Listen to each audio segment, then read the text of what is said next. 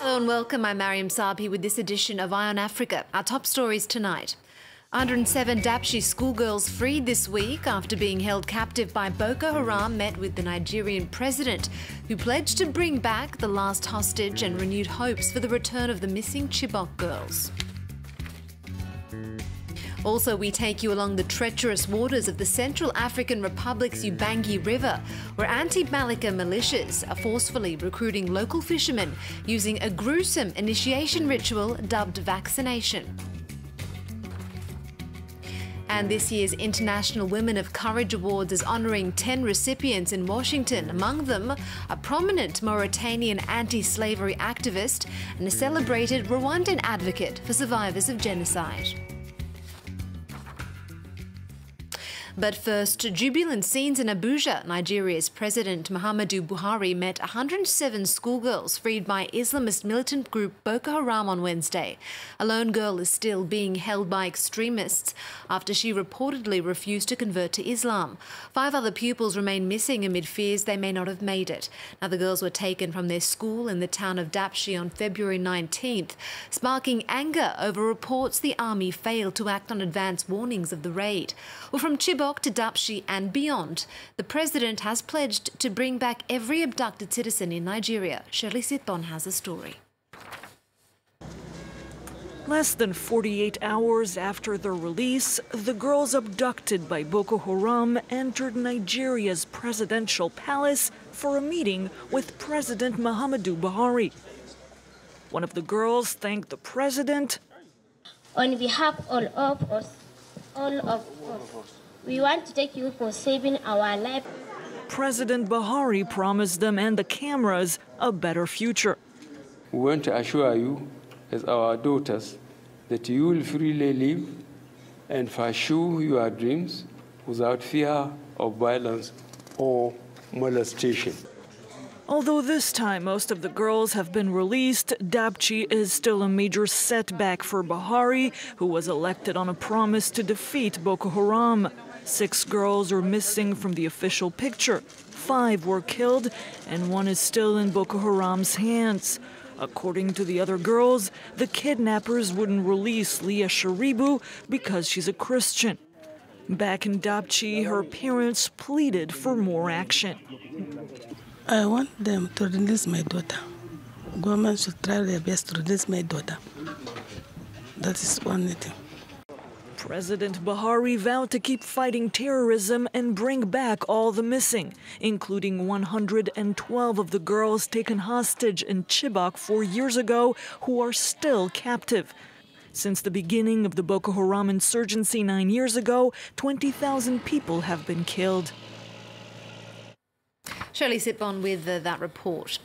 Next, who should fit Jacob Zuma's mounting legal bill? Well, that's the question South Africa's government is debating as the former president faces lengthy prosecution on corruption charges. President Cyril Ramaphosa says he's agreed to bankroll Zuma's defence in light of an existing deal.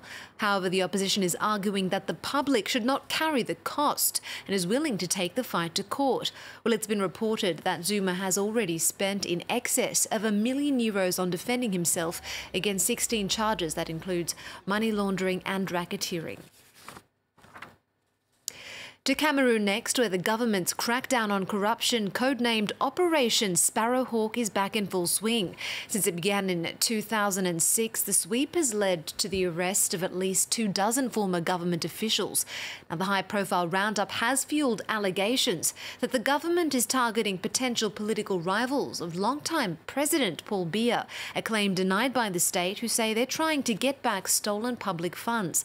Well, France 24's Indira Ayuk is in Yaoundé with more on the latest arrest.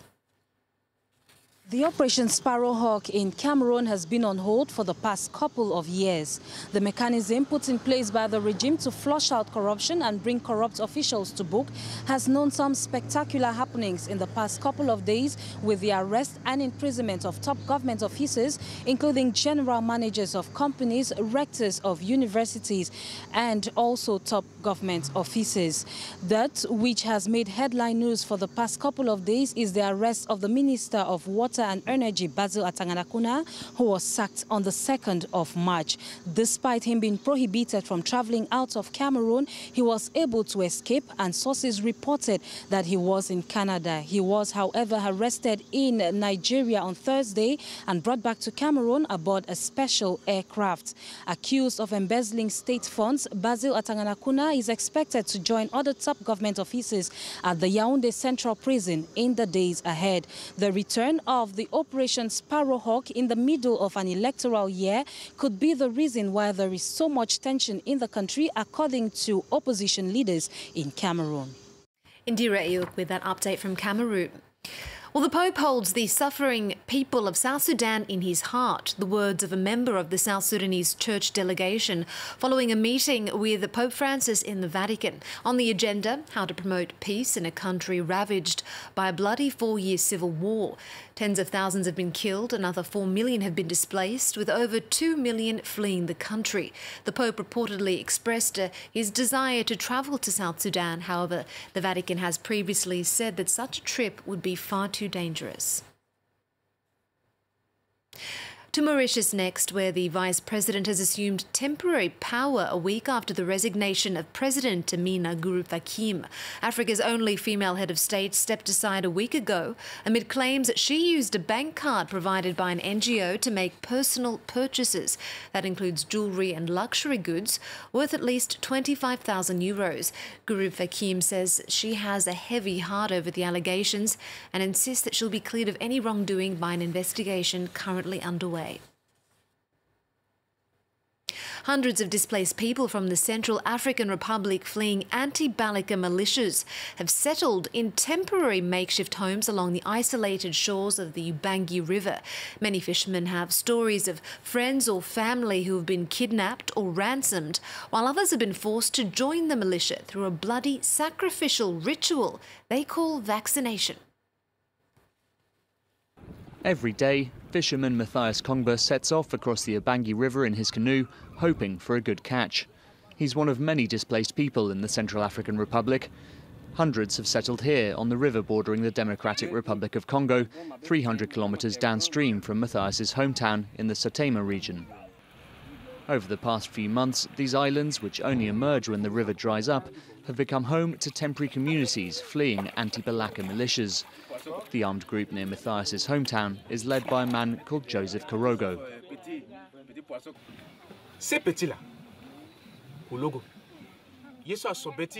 It made me very angry that this man, Korogo, destroyed the school and the hospital. This Korogo, if he sees a canoe passing by, he sends his people to grab everything in the canoe.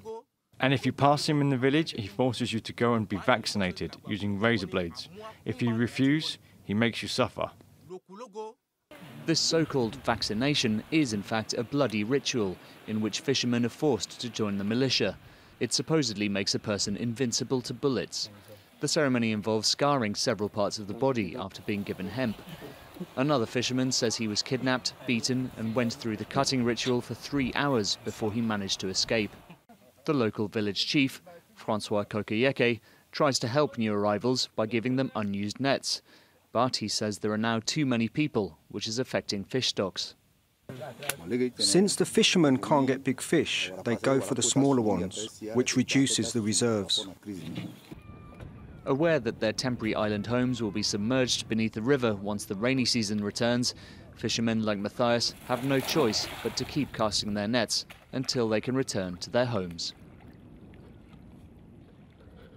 Well, let's now end on an inspirational note. 10 women from around the world are being recognised at the annual International Women of Courage Awards, hosted by the US First Lady Melania Trump in Washington.